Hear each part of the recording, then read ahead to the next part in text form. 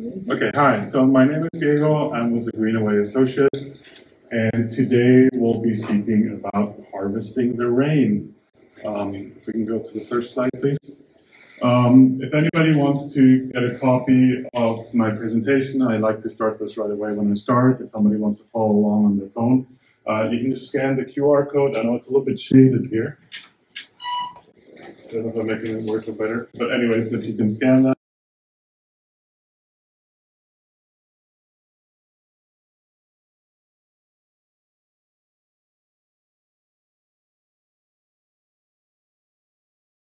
What happened in LA with the city? You know, why aren't we doing more rainwater collection?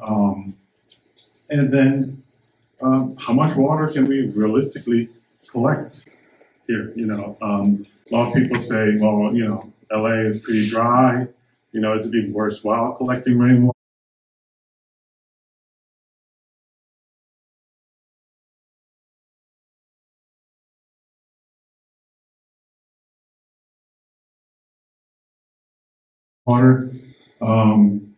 Then I want to talk a little bit about passive versus active rainwater harvesting. And then we'll go into the fun stuff as to how to set up some rain barrels. And a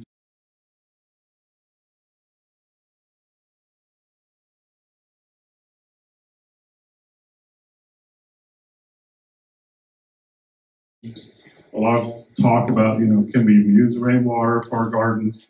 And I'll speak more to that in just a little bit. And I'll talk about rebates as well. So there's always rebates that we can get for rain barrels. So there's a lot of assistance for homeowners and renters to actually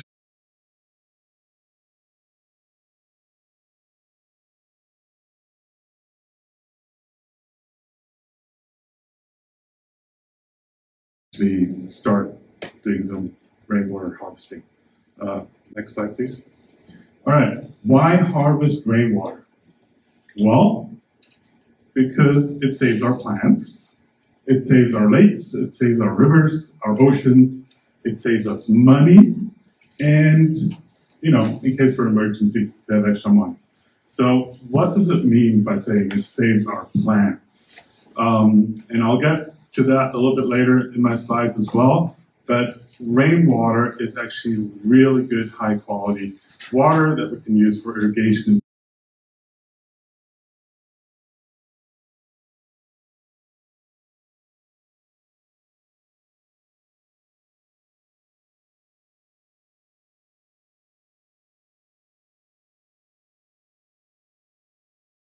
Plants don't like that.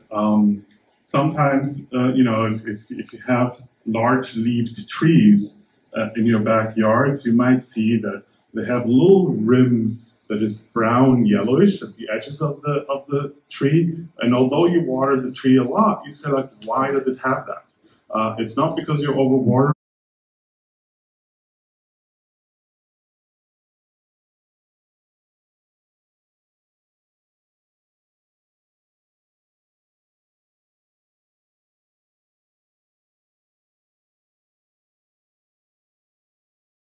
It's not because you're underwatering. Most likely, it's salt deposits from using tap water, using drinking water essentially to irrigate your plants.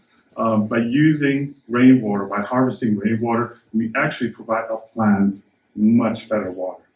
Then obviously, you know, we save our lakes, rivers, and oceans by avoiding more runoff. So when it rains, usually in our geographic area here, it doesn't rain often, but when it rains a lot. And all that water runs directly into the ocean, into our rivers, and drags along the whole pollution of our urbanization. So, you know, all the city, dirt, everything, all the pollution that's on all the surfaces runs into our oceans. And, you know, I have this little sign here. Every time it rains in LA, the beaches are closed because all that pollution is going directly into our ocean. And then although you're not supposed to drink rainwater, I think in an emergency, if you really have to have water, you know, you can filter it, you can boil it, You can make some use out of it. I shouldn't recommend that you drink rainwater, but you know, in emergency you can have it. Worst case, you know, you can use it to flush your toilets, right? If you don't have access to water, you can use it to flush your toilets. All right, next slide, please.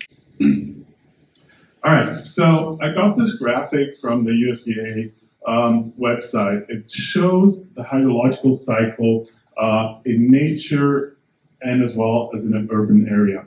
So we can see that when it rains, you know, water basically recycles itself, right? We have a lake, we have an ocean, we have rivers, water evaporates, it creates clouds, it rains, pours back down, goes into the ground, runs up into rivers, evaporates, and so on. So that's the hydrological cycle. So when that happens in nature, a lot of it goes back into the groundwater. We basically replenish it. We don't lose much water, right? It all stays in the cycle and keeps, you know, providing nourishment to our plants and so on. Since we like to pave over everything, like to build buildings, when it rains, it looks completely different, right? In the city, we have very little precipitation, very little infiltration into the groundwater, and we have a lot of runoff. Now, this graphic is made for, I guess, general US constructions. It's not specific to LA. It says that we have, on this graphic, it says we have about 55% runoff. In LA, there were studies made, it's actually more like 60 to 65% in LA. So we actually have a lot more runoff, just the way the city is built. If we can go to the next graphic. So, LA seems to, the way it was built, you know, one could think that we're really against rainwater. It's the worst thing that can happen to us, right? And it's like, where does this concept come from, right? Why is LA so opposed to rainwater? And it actually comes back actually a long time ago. So in the 1914, we had a huge flood, and it created, back in those days, $10 million of damage, which in today's dollars would probably be over 100 million, in damages. I think there were like maybe 50 people that died. For back in those days, this was like huge. And not that any kind of number of dead people is good, but you know. So they requested the federal government to intervene. The Army Corps of Engineers came in, and what happened is that, you know, we started channeling up the LA River. We created a building code that is designed for rainwater to flow the fastest way possible to the ocean.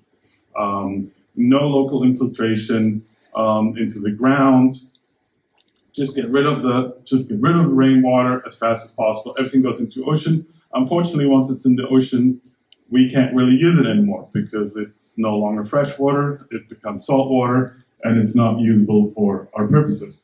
So we have these, you know, channels everywhere. Most of the time they're dry, but you know, we see them during the rainy season, like the last couple of weeks, where they just really fill up, and it goes away. It's like we're basically wasting billions of dollars of free, high-quality water that nobody's captured.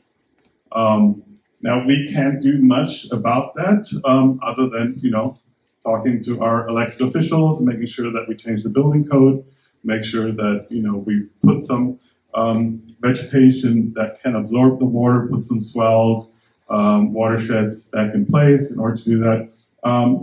But as an individual, if you live in a home, if you have a backyard, if you're in a school like this, and you know, you can tap into that water and use it, and basically slow down, you know, the loss of water going back into the ocean. So how much water can we really harvest? So I did a little bit of math. So since we're in elementary school, I thought this was appropriate. So 1 inch of rainfall on a 1,000 square foot roof, and that's not very big. So most homes in LA are somewhere between 1,500 to 2,000 square feet. So there's a lot more surface that we can use, but that will be 623 gallons. That is more than 11 typical 55-gallon drums that are typically used for rainwater collection. So that's quite a lot of water, and that's just 1 inch.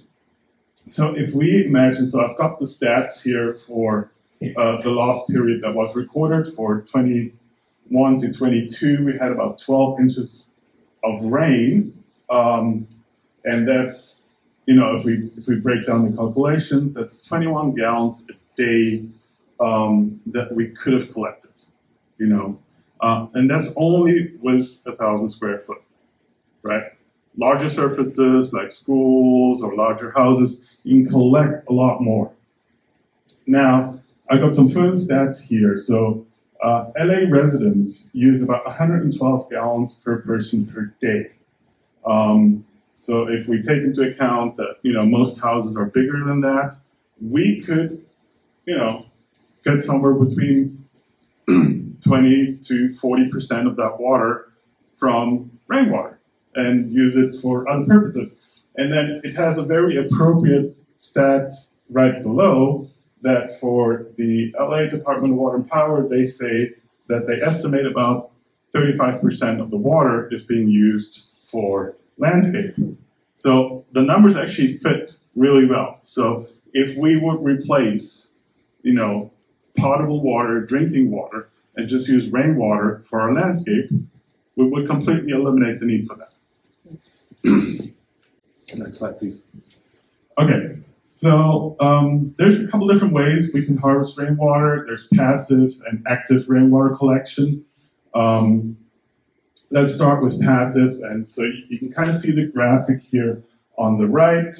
This is a very nice landscaping where with a lot of native vegetation, where the landscaping is designed for water to sicker into the ground, to flow, nourish your plants, and basically slow down the process of it actually just running off into the sewers, right? On the graphic to the left, you see like a combination. We have a little barrel right there that we collect rainwater from the roof, and then there's some overflow that goes into like a little basin where water can be collected, right? There's a lot of landscaping that's becoming very popular in doing this nowadays, that you can actually have an irrigation-free backyard, basically, where you just shape the yard and put the plants in a way so that you can use those that rainwater that we get. And I know that, you know, it's not like in other regions where it rains every week, you know, so we have to figure out a way to do our landscaping to accommodate for us having, you know, rain once or twice a year. Next slide, please. So let's talk a little bit more about like just the basic rain barrel setup. So we have this nice graphic here on the right. It's super simple. I mean, really, rain harvesting, actively harvesting rainwater is really easy. It requires gutters, obviously. So your home needs to have gutters, needs to have downspouts for you to collect that water. You connect it into some kind of storage. Most cases, those are just plastic barrels. You want to make sure that it's slightly elevated, so you can put like a bucket or whatever underneath it to collect that rainwater, or connect a hose so you can use it. You want some kind of overflow in case it rains really a lot and it overfills. You don't want to make sure that, you know, that water goes back up your downspout and create other issues. You want to make sure that it's closed up so you don't get too much debris in it. Want to make sure that you keep animals out. And what's most important for us here in our region is make sure that we prevent mosquitoes from having access to that water. Any little bit of water that is out and about, mosquitoes will use it to lay their eggs, and then we're in trouble. Especially the people like me that get stung like a lot from mosquitoes. So we have one of these portable. I don't know if it's portable, but it's a fabric rain collapsible rain barrel here. This is ideal for somebody that is not a homeowner, that is renting maybe a house, and wants to set up something that is not too permanent. And there's a whole bunch in the back, so all you people that are here, please make sure you take one with you. And they're super simple to install. I'm gonna take away some of the stuff here on the top.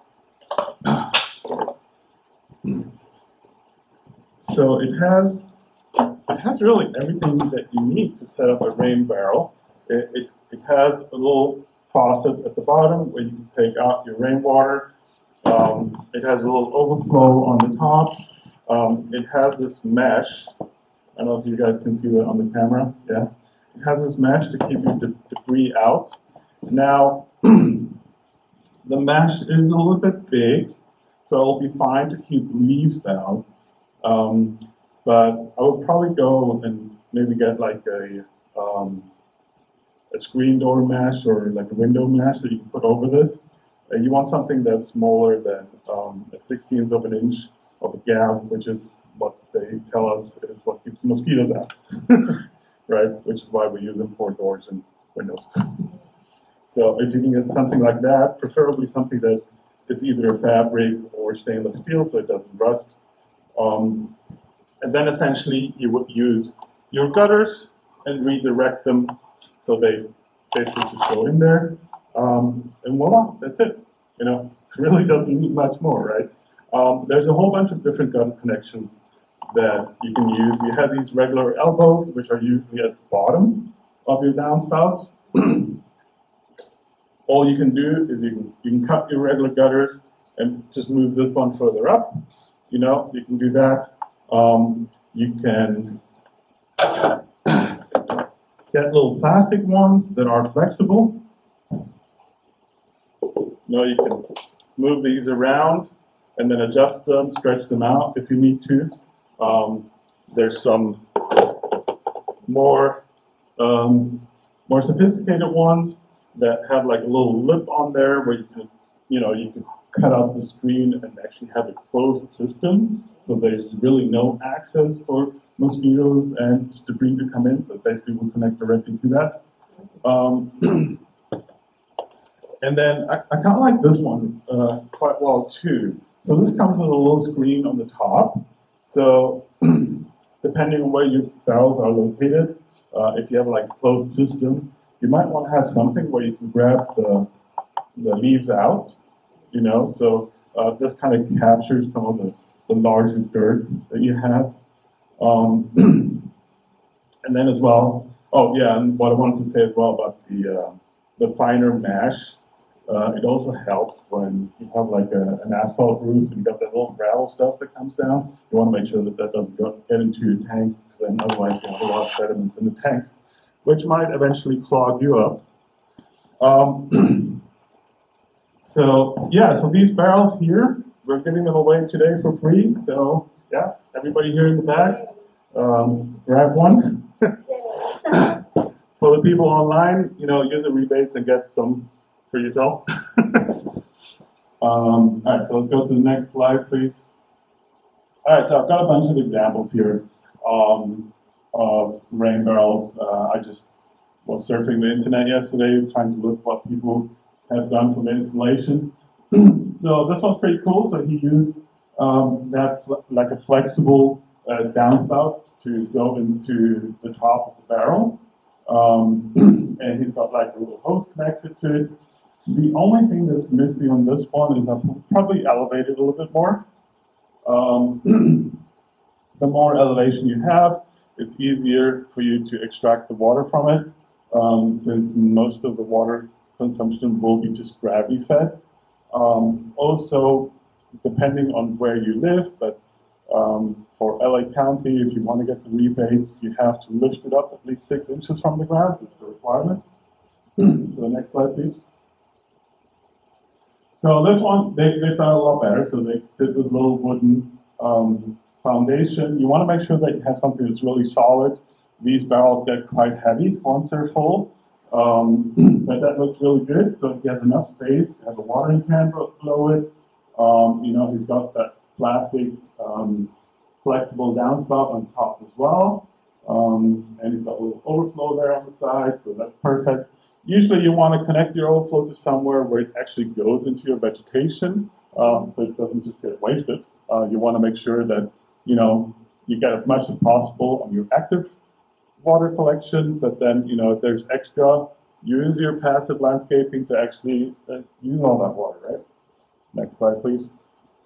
Okay, well, this is actually the exact same barrel that we have here today. So this is actually one that's, it's nice and round once it's fully filled up with water. That one has an extra faucet, a little bit higher. Does this one have it as well? No, it doesn't, but you can probably just put in a little hole and put in an extra faucet. Again, this one probably should be a little bit higher, just to make it easier for you to get to the water. That's probably why they put that extra faucet on there. I'm not too keen on having that water splashing too much on the top, but if they get that a little bit closer, that would be ideal. Go ahead to the next one. All right, this is really cool. So this is what I've kind of done at my place as well. I just put some center blocks, and that's how I lifted it up to be high enough. And they got a really, I don't know if you can see that, the contrast is not very good on the screen, but they got this little downspout diverter in there. You can get them like for maybe $15 at Home Depot. And essentially, it makes it a lot easier to get the rainwater because you don't have to cut your gutters. You don't have to divert the bottom of the gutter. It essentially acts as your collector and your vent at the same time. All you need to do is just drill a hole, stick it in there, turn it around, and basically the water that flows on the sides of your gutters just gets collected. If there's ever an overflow, it just goes down through the middle. I was trying to see if I could get one today at Home Depot, but unfortunately I wasn't. Usually the question that I get when I hand them around and show them to people is kind of like, how does this work? It has a hole in the middle. You can see the hole right there. Yeah, so basically how it works, it just uses surface tension of water along the sides of the gutters. So most of the water will actually go through the sides and then fill up your barrel, and then you still have that opening in the middle if you overflow. So this is a really super easy way to install it.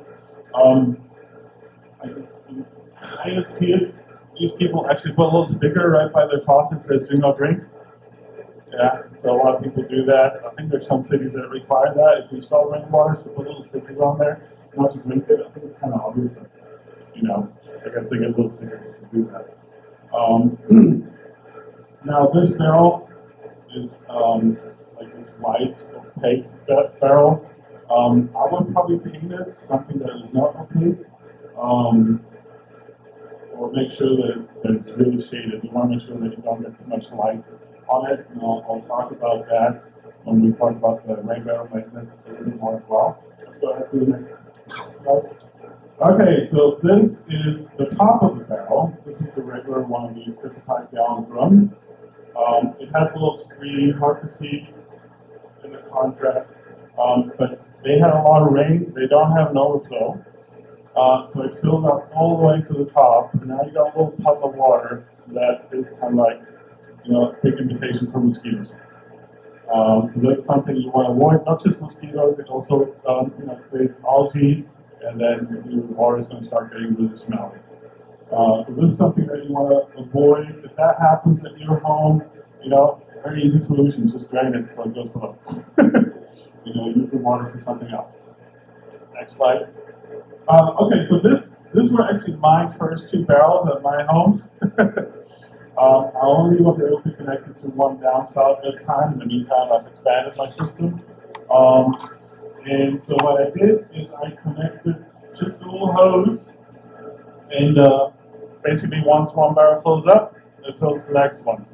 So I just basically daisy chained 2 barrels together. I got them on the center blocks. In the meantime, this is all the pictures. In the meantime, this looks a lot more sophisticated. But that's how I started. I had these black drums. I painted them white, mostly to match the house. But then it also had a good side effect that the barrels get a lot less hot. It protects, the sunlight from, creating more algae inside the barrels. And this picture was taken right after it rained, the ground was all wet. Let's go ahead to the next picture. All right, this is a few years later. I actually upgraded and added a cistern. So this is a 265-gallon cistern. I know the angle is a little bit weird, but in the shaded part that you can't see on this picture, there's center blocks down there as well, so it's also lifted up. And then the downspout goes directly into the cistern, and it's fully covered on the top. So there's no opening. I've got my vent right there. It has a 1/16 of an inch mesh in there as well, so there's nothing that can fly in there. And it's on the side, so there's none of stuff that falls into. At the bottom, I just have a regular valve on it. I used to connect a hose to it. I can use to water the front of the house. Usually there's enough pressure so I can get it all the way to the backyard as well, on the opposite side of the house. It flows a little bit slow, but just lay out the hose, let it run. All right, next one.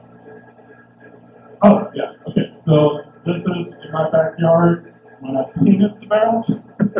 So, yeah, I painted them white, make sure that, they don't get as much heat on it. Painting the barrels is super simple. Just sand them down a little bit, and then you just paint them over.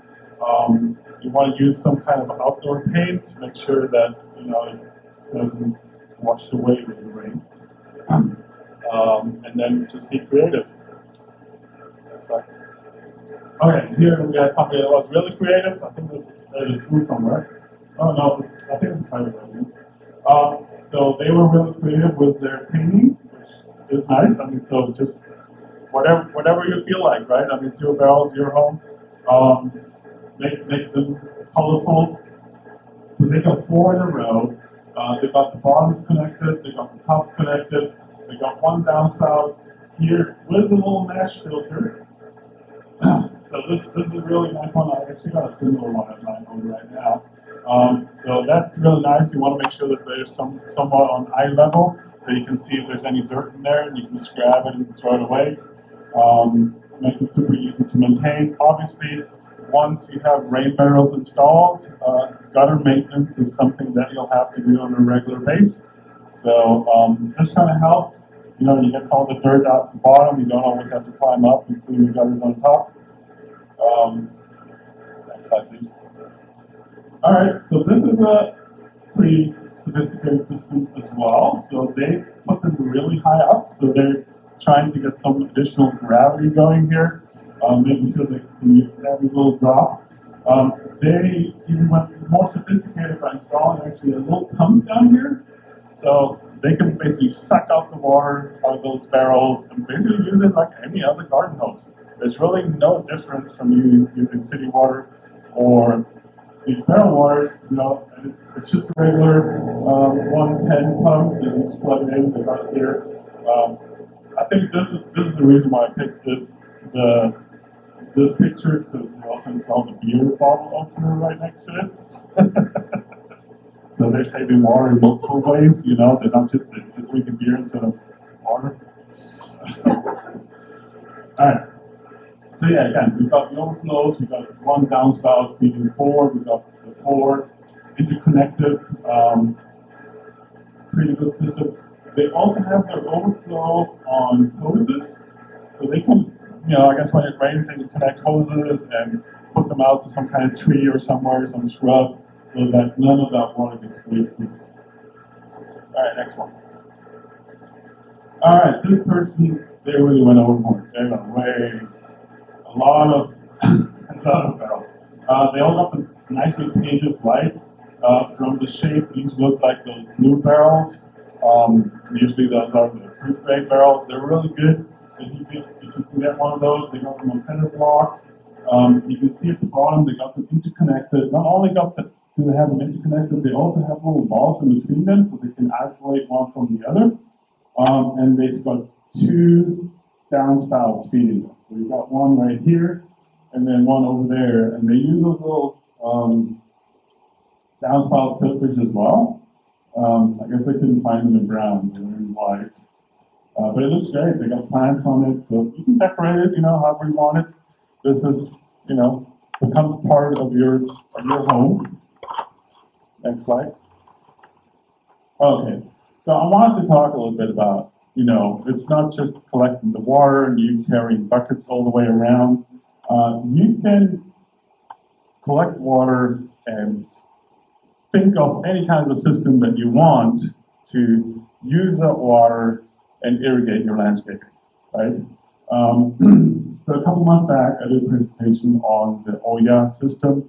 I guess it would break the time frame for this presentation to go through all details of that. But essentially, what Oyas are, they're clay pots that you bury into the ground, and the water precipitates through the clay. So if you see those terracotta pots, those red pots that you can buy in most hardware stores and garden centers, they're not waterproof, right?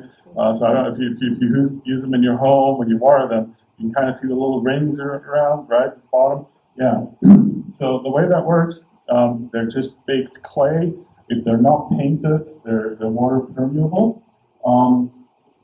And you can make little pots out of them, bury them into the ground. I have a little workshop that we do on that as well, where we build some of them hands-on. And then you can interconnect them. Essentially how it works. The plants around the Oyas will suck water from the ground as they need it.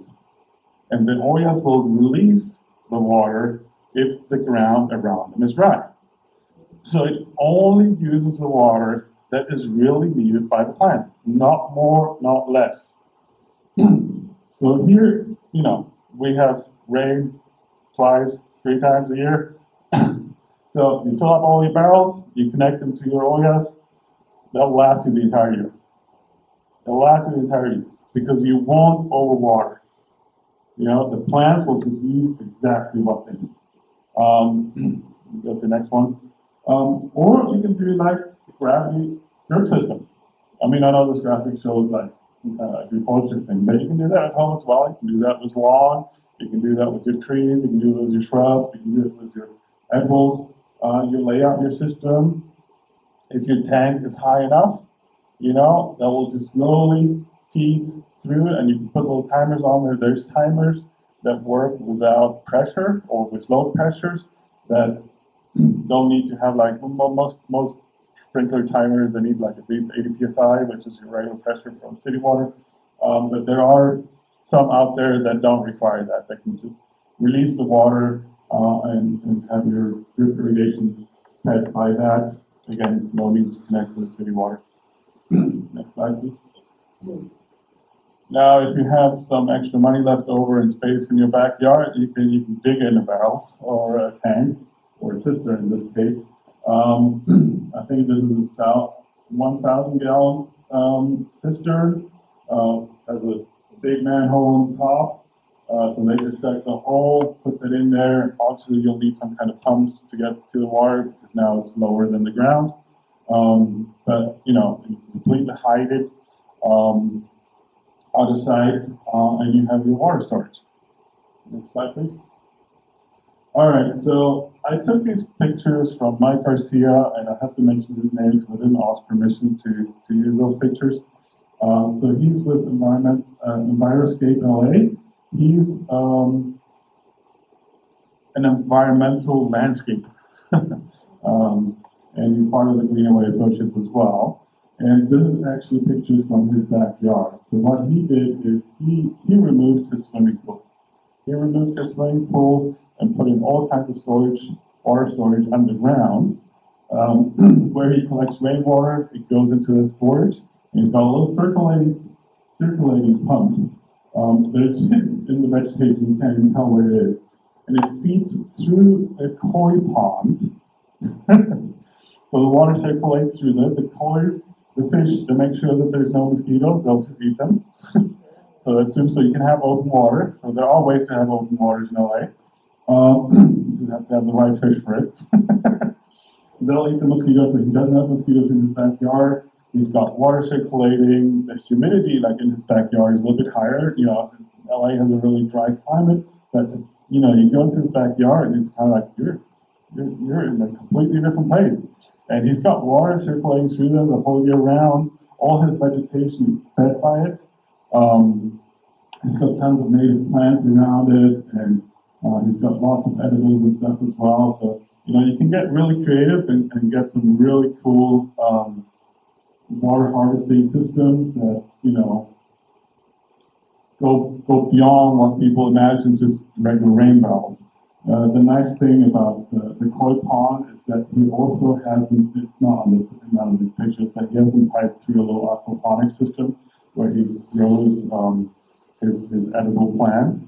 And aquaponics is a system where basically you grow plants that just aren't water. They're using the essentially the fish poop to grow. In exchange, they suck out the nitrogen from the water, which makes it livable for the fish. It kind of balances the whole water, so you don't really need any chemicals at all to maintain this rainwater system. It's like all like a closed system that like just maintains itself. You know, every now and then you can feed the fish a little bit, and the rest is self-maintained. All right, let's go to the next slide. Oh, here's some cool accessories. I've mentioned some of them already. So we got this on the lower right side, the little filter for the downspout. It's really cool to kind of get rid of. So it has a really fine mesh. It's a little bit more sophisticated than the one that I have here. So this one has a little really rough grid. It essentially has the same purpose. But that one that is in the picture has that really fine mesh that keeps water mosquitoes out, and it's also fine enough to keep all the gravel from your roof out. You'll see when it rains a lot, people that have those asphalt shingles or asphalt roofs that has that little really fine gravel that eventually washes off, which is why you have to replace the roof every 15 years. Yeah, it all gets caught in there, and you catch it before it actually goes into your barrel, and then you can just swipe it off. Then this is the timer I mentioned. It's one of these low pressure timers that you can use for your irrigation system. You just directly connect it to your barrel and then have that fed into your irrigation system. Now what you want to make sure is, I think the city doesn't like it if you interconnect city water and rainwater, so just make sure you keep your system separate. Plus you don't want to use the regular pressure on the low pressure timer, but they're super simple. You just set up, you set them up to provide water 20 minutes a day, twice a day to your plants, and then it just slowly uses the water that's in your barrels. You don't even have to think about it. It just takes care of itself, right? Next slide. All right, let's talk a little bit about the basic maintenance. So obviously barrels, we like those systems where you don't have to do anything, but you still have to do a little bit something. And I didn't know that, but I Googled that yesterday, what the maintenance is supposed to be. And I found that there is actually an American Rainwater Catchment System Association. And this is their recommendation. So sweep out your gutters every 3 months as needed. To be honest, I only do it right before it rains. But so here in LA, we do that once a year. Inspect and clean filters and screens every 3 months. Again, I do that once a year, just right before it rains. And then inspect valves and check for micro leaks. I think if you installed everything correctly, you usually want to check that when you initially install them, so you don't have any leaks. But this is plastic. A lot of these barrels are plastic, or even if you use wooden barrels. I put a picture of this really old barrel here in the back. So stuff will eventually crack. Do you have a question? I do. What would you repair a micro leak with? Like spray rubber? Or? Yeah. So if it's a plastic barrel, I would probably use some kind of food grade silicone, just some kind of caulking material that you can use. If a wood barrel cracks, there's really not much you can do. I'll probably switch to something. Yeah. Oh, so if this, you know, if you move this one around a lot, it might create cracks in it. It might rip because of the fabric. What really works well is those tent repair kits. You know, the stuff that you use for your camping. You can get that in form of a adhesive tape that you can just stick on there. There's some that are kind of like a little glue paste that you stick on there, and then you have a little fabric that you put on it. I guess you want to make sure they get something that's similar polish. It doesn't look like patchwork.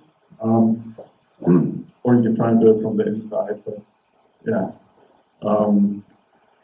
So these, since they are collapsible, you might come across them that they're not as durable as some of the, you know, the static barrels that you just install permanently. All right, let's go to the next slide. All right, some of the common issues that we have with rainwater harvesting. Smelly or just solid water, mosquitoes, algae, bathing parts, debris buildup. A lot of these can be fixed by location, where you place your valves. You want to make sure that they're in a shady spot, and you want to make sure that they're not in the sun. If they're not in the sun, you won't really have much of a smelly water or algae, because those two are linked to each other. The algae is what you smell. You definitely don't want a barrel like this that is fully open. You know, that's how my grandma used to collect the rainwater, but not in LA. Because we'll get tons of mosquitoes in there, you got a lot of debris in there, and your water will start becoming really foul. You're going to have that sulfur smell on it. I mean, the plants wouldn't mind, but, you know, the people that are around it probably might. So you want to make sure that you try and put together a closed system, seal out any sunlight from it that will prevent the algae. If you seal it out completely, if you have a little mesh on it that is small enough, that will keep the mosquitoes out as well. And so, can somebody get me the little, one of the green bags in the back? It has like little donuts in there. I just wanted to show that. I don't want to promote any product, but it is something that I use. No, I think it's in the other bag. There should be something in there.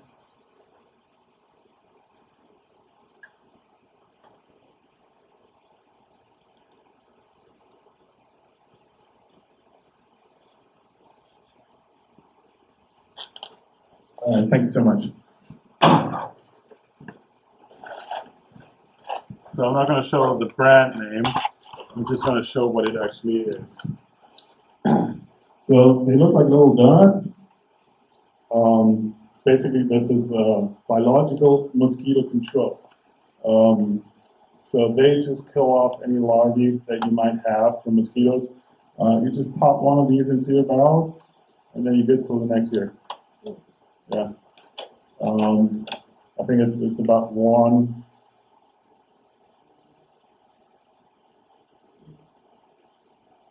Well, they list it per square feet rather than per gallons. But yeah, I think that what I do is I just use one of these.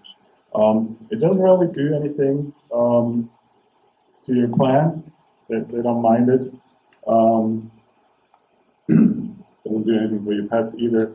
If the barrel is dry, this just really dries up, and then once there's water, it will dissolve, and then, you know, it just avoids having any mosquitoes. I think for our area here, LA County, LA, we do have a lot of mosquitoes, so you want to make sure that, you know, even with the screens, you're still going to have some. If you have any areas that have little water puddles, you want to make sure that you have some active mosquito control in place. And then the picture down here is very similar to the one we saw earlier. Again, it's another barrel that doesn't have an overflow, so the water fills up. It fills up, you know, you have that little lip on the top, water will fill up. You want to make sure that you avoid that. So if that happens to you, just drain out a little bit so you're below the sweep. And that's really it. Making sure it stays out of the sun, that it's closed off. That will take care of all the main parts. And then failing parts, obviously, just look for leaks and fix if needed. Okay, let's go ahead to the next slide. All right, so barrel cleaning. In reality, you shouldn't really have to do that very often. I've done it once on one of my barrels because it was really smelly. And it's one of the barrels that is like in full sunlight, which is not an ideal location for it. So you can do a little shock chlorination treatment is what they call it, where you just put in a little bit of chlorine into the barrel. You try to swish around the water in it. Make sure that it gets rid of whatever bacteria is creating. Usually it's bacteria that you can smell, that creates that. If you think that you need to brush down the barrel, the inside of the barrel, use a really soft brush. Don't use anything hard, especially on the plastic barrels. Essentially, if you scratch the surface on the inside of the barrel too much, you basically just create more surface for stuff to attach to. Then also, what I'd like to mention is that over time, the barrels will create a little biofilm on the inside of the barrel, and that's actually really good. It's good because it protects the barrel, and at the same time, it gives some extra nourishment for your plants. And if that's well balanced, then you really never have to use any chlorine to treat your barrel. I think this is really only the case if you have a fully closed system that you can't really get access to, and you might need to do that. And if your water quality is bad, then you can do that. You can also use vinegar. It just uses a lot more for you to do that. And then just remember to not drain the bleach water into your landscaping, otherwise it'll fill everything else. Make sure that you can't smell the bleach anymore before you drain it. All right, let's go to the next slide. Cool, rainwater quality. All right, so did you know that rainwater is better for your plants than city water? Well, you know now. So city water contains chlorine, chloride, magnesium, and other chemicals that can potentially be hazards to plants. So unless you kind of like put your water out and let the chlorine evaporate, when you use it directly out of your hose, you're actually feeding it with a whole bunch of toxins for the plants that they don't like. Also, rainwater is a lot softer. I mentioned that earlier, especially here in LA. Because a lot of our water comes from the Colorado River, which in itself is really hard. So, I mean, when you take a shower at home and you get the old salt deposit on there, that's exactly here in San Florida as well. Yeah, it's probably more. Much worse than yeah. Do you know what percentage you get from the Colorado River here? We don't. Yeah. Groundwater and water project river. Right. So yeah, groundwater would in itself usually have a lot of deposits and minerals in it, so it's got a lot.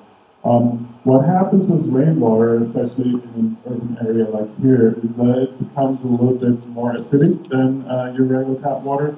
So you're probably looking at a pH that is below 7, so you're looking at something between 6 and 7 for rainwater. That is due to a lot of the metals that we have in our rain, unfortunately from our pollution. It's not necessarily a bad thing. There's a lot of plants that actually prefer that.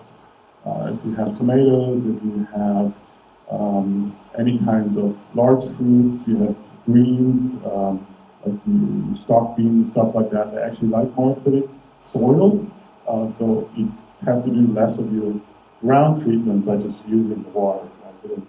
Yes? How about native flowers like roses and honeysuckle? Do they like that kind of water? Well, no. Plants in general don't like hard water. So they might do well with some more acidic water, but definitely none of the plants like the hard water. Go ahead.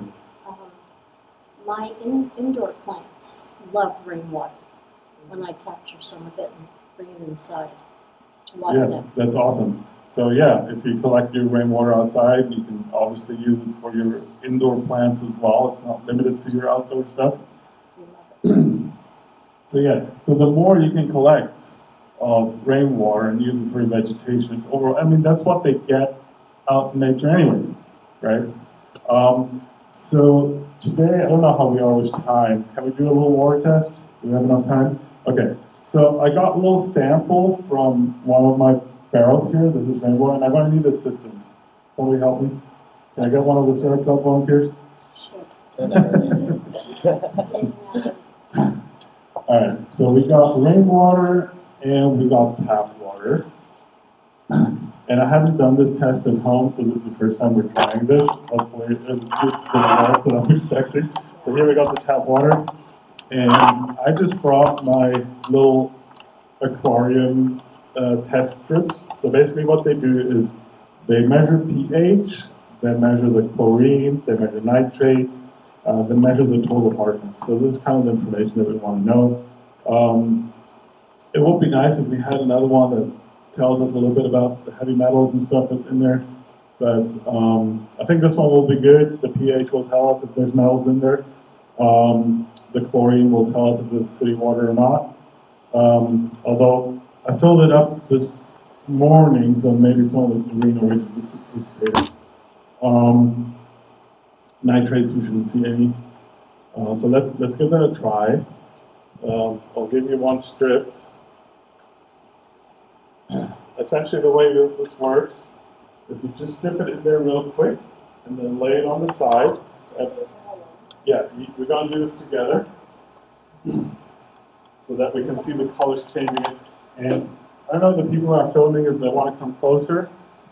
I know it's going to be a little bit crowded, but it's going to be fun to see how the colors change. Is it possible, or should I come closer to the camera? Come closer. All right, so we'll dip it over here, and then we'll bring the strips over. I can move it. Okay?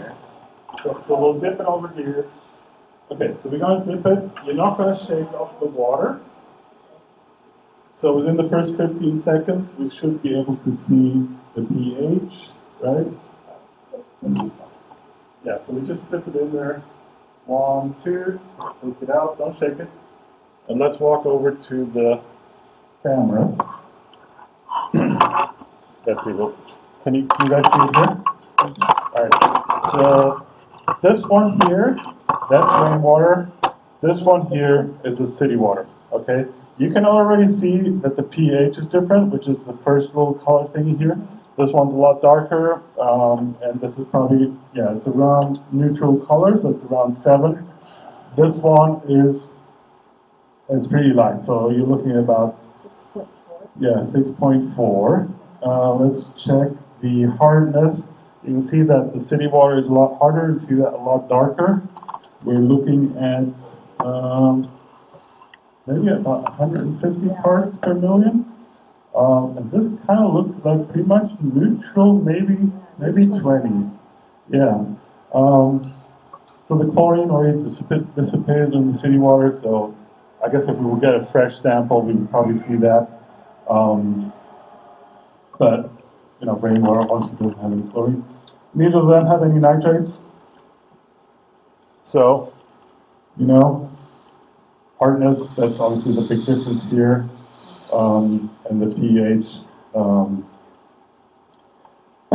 we have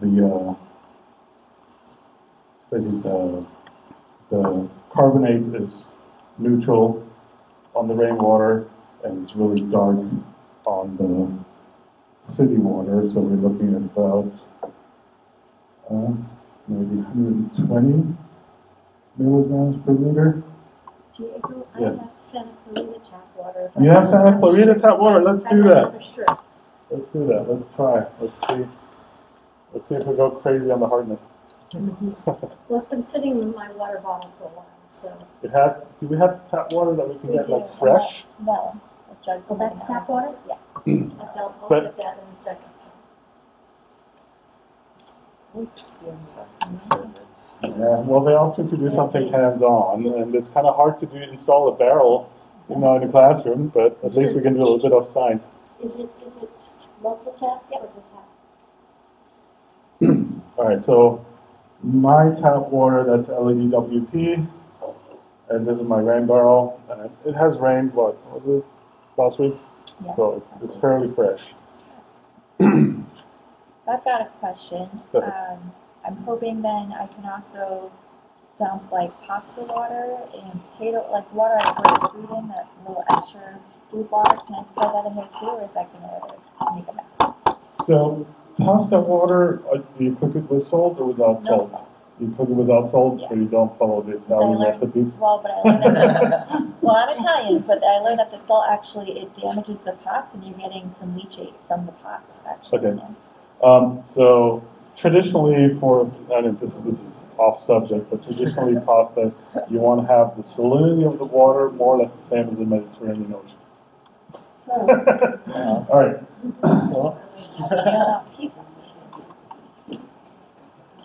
There we go. All right, so let's wait about 15 seconds. Do you think the starch, you can kind of see the hardness. So yeah, the starch shouldn't really make it. Yeah, in fact, that's actual nutrients for your plant, so that should be totally fine. Yeah, pH is neutral, which is fine. Hardness, pretty much the same as on LEWP. I mean, this one is already starting to dry, so it's getting lighter again. But we're looking at, yeah, probably 150. Yeah.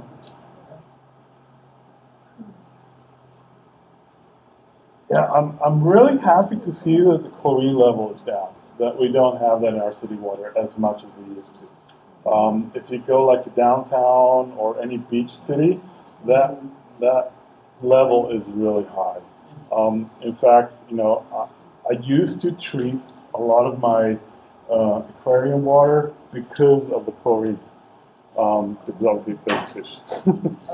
So, yeah, but I'm very happy to see that we don't actually see it. Go ahead. Did you talk about your aquaponics? I didn't talk about my personal aquaponics, but I did talk about Mike Garcia's aquaponics. I just want to say I'm witness to the best tomato plants I've ever grown, and they're still growing and producing red tomatoes this time of year because they were grown in the aquaponics with the fish and the fish effluent, and they're just amazing root systems. Right. So maybe we'll do a different workshop just on that alone. Yeah. So let's go back to our rainwater. Let's go to the next slide. Okay. Looks like we're going towards the end. Rebates. So you can get rebates for your rain barrels. Rain barrels, if you get one of those 55-gallon drums, I don't know how much these cost, but if you get like the those really, are only $25. those were $25. Unfortunately, I don't think they will qualify for the rebate. Somebody would have to double check on that because they're not permanent installed.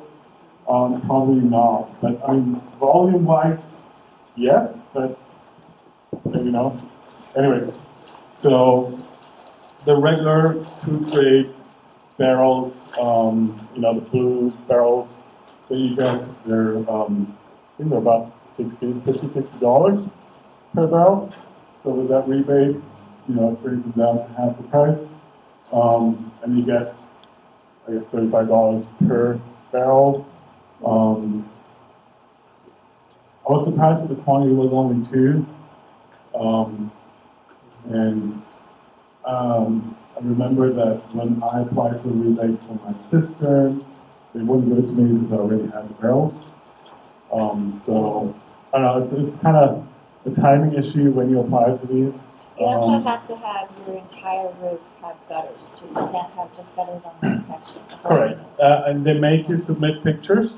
So you have to submit pictures of the installation. You have to submit the receipt where you bought them. They have to be new. You can't reuse old ones and try and get a rebate. I don't know about Santa Clarita specifically, but most of the rebates go through so-called Water Smart. There might be some local municipal rebates as well.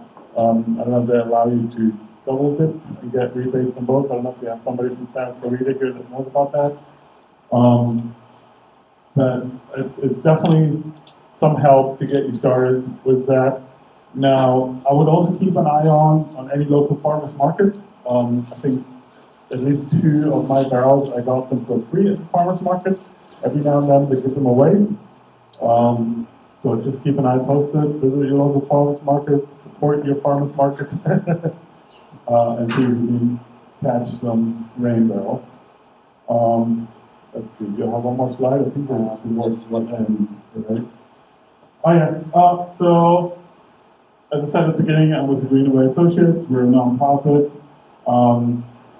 We're out training people on how to become gardeners, how to do environmentally friendly landscaping. We've expanded into water conservation as well. Our next event is going to be on Sunday, January 8th in Culver City. We're going to teach people on how to prune their fruit trees. If you want to know more about our organization, go ahead and scan the QR code. It will get you to our link tree. We're always on the lookout for volunteers, and if you just want to attend our events, all our events are free. And like I said, we're in Culver City. And if there's any other questions, I'm here. Go ahead. So can you tell me about like the ideal kind of surface to put under a rain barrel, especially a collapsible one? Because I'm thinking I saw a pile of bricks on my street that's been there for months, and I'd like to reuse stuff. Could I use bricks? And if I did, bricks. So most of the center blocks are usually exactly 6 inches tall. Okay. So if you put them like on the hole on the top, where the holes are on the top, if you put them up like that, that will give you exactly the 6 inches that most of the rebate programs require for you to qualify for the rebate. If you can do it higher, if you want to stack, like you need at least 2 for a 55 gallon to kind of get the surface. If you can stack 4 together, it gives you a little bit higher. So, you get you 12 inches up. Is there an ideal height? Like how high is good? Well, essentially, it's the higher you can go, was you still being able to access the barrel. The higher you go, the more gravity you can use to drain your barrel, right? So if you're on a flat terrain, it doesn't really matter. But if you have a slightly slanted terrain, let's say your backyard goes slightly upwards and you have the barrel near the house, you want to be a little bit higher so you can use the water all the way on the opposite side, right? If your terrain goes down, then it doesn't matter. Then you just want to make sure that you have enough room below it to put a bucket or watering can or something beneath it. For this particular one, I might get like a piece of plywood or something. So lift up the, use some of these center blocks or bricks or whatever you have to kind of get it up at least 6 inches, and then put a piece of plywood on it because it doesn't have a solid base, right? So it needs the 6 legs to stand on something. So you want to make sure that you have something solid. There wouldn't be a rot problem with the wood. It should be dry, not a concern. No, that's fine. I mean, unless you spill a lot of water. So what I would do is to make sure that you don't spill the water on your ground, is connect something to your overflow. Connect something to this little spigot here. Yeah, you can put a hose in it and put it to some kind of shrub or something that's nearby. So when it overflows, it goes to that.